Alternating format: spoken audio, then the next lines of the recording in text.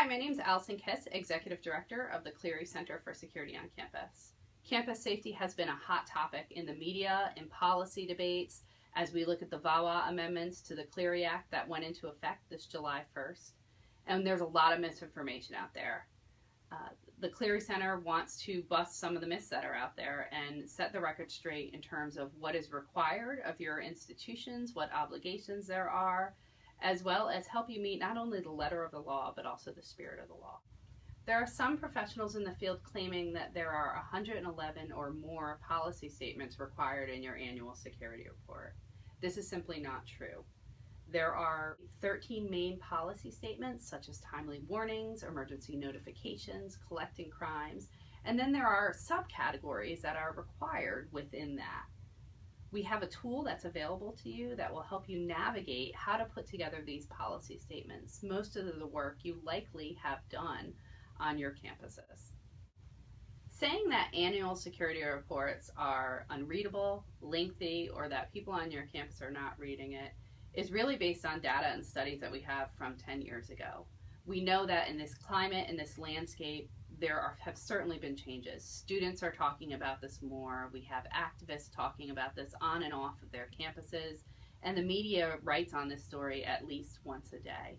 So there is a need to make sure you understand what information you can provide to your campus. You have an opportunity to include the requirements of the annual security report, but make it readable. Bring in focus groups, talk to your campus, find out how you can make this tool something that markets a safe community for your campus.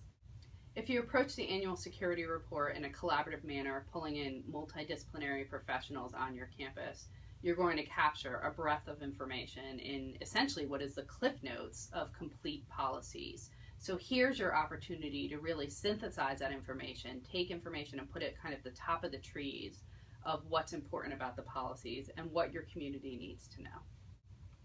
We respect the interest and the leadership that Senator McCaskill has taken around the issue of campus public safety.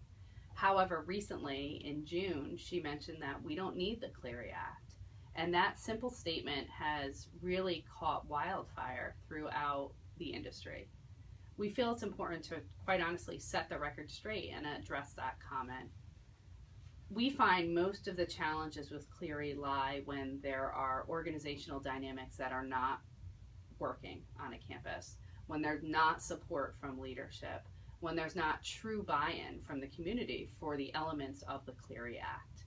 Some of the positive things we've seen the Clery Act do is provide a victim or survivor with resources after he or she hears in a program some of the wonderful services that are afforded to them on their campus.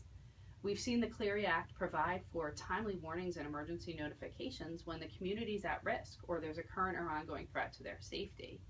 These elements of the Clery Act are just a few that have helped add to campus safety. Is every law perfect? No. Are there times that we can make changes to make laws work better for the community? Absolutely. And we've seen the Clery Act do that in 2008 with the emergency notification and timely warning provisions that were added to help refine what we do in a changing world to provide our communities with notifications. We've seen these changes in 2013 with the VAWA amendments to the Clery Act, which added dating violence, domestic violence, and stalking.